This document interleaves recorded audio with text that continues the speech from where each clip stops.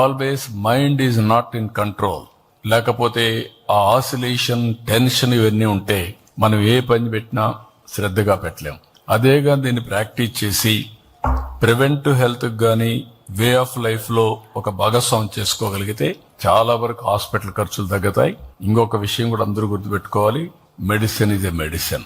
మీరు ఫార్మాసిటికల్స్ తింటే కెమికల్స్ తింటున్నారు.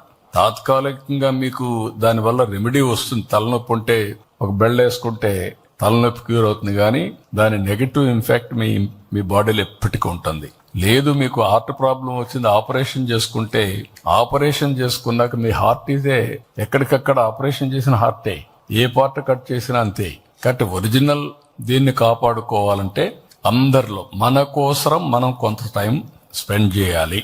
24 గంటల్లో కనీసం ఒక అర్ధ గంట మన కోసరం మనం స్పెండ్ చేస్తే మనం ఇంట్లో వాళ్ళకి భారం కావు, సమాజానికి భారం కావు. ఎందుకు సమాజానికి భారం అంటున్నానంటే కొంతమంది సొంత డబ్బులు ఖర్చు పెట్టుకుంటే ఇంట్లో వాళ్ళకి భారం, కొంతమంది గవర్నమెంట్ డబ్బులు ఖర్చు పెడితే ప్రజల ట్యాక్స్ పేయర్స్ కి భారం. ఈ విషయం మనం గుర్తుపెట్టుకోవాల్సిన అవసరం ఉంది. ఒక బాధ్యత అందరం చేద్దాం. దీనికి చదువు ముఖ్యం కాదు, కామన్ సెన్స్ ముఖ్యం. అది ఈ చదువుకున్న వాళ్ళకే పనిచేస్తుంది, లేకుంటే ఉద్యోగస్తులకే పనిచేస్తుంది, ఈ వర్గానికే పనిచేస్తుంది అనేది లేదు. అన్ని వర్గాలు, అన్ని మతాలు, అన్ని ప్రాంతాలు, అన్ని కులాలు, లేకపోతే అందరం కలిసి చేసుకోవాల్సిన అవసరం ఉంది.